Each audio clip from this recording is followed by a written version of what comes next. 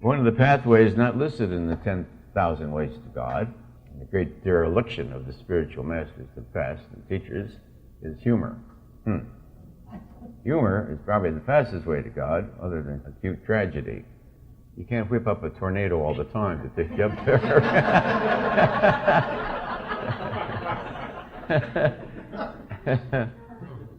Yeah. So to me, humor is, the consequence of the total acceptance of all the possibilities of existence.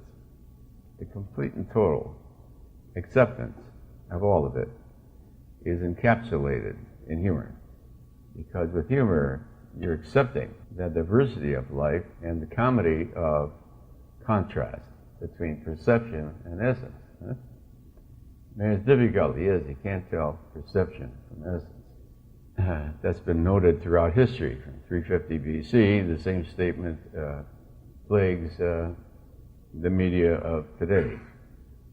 The comedy of today's media is being fair and balanced. Mankind is going to go down with free speech and fair and balanced. Why is that?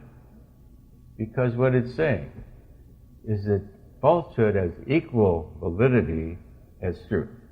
The equation of truth and falsehood is why that interpretation, called relativism or moral equivalency, whatever you want to call it,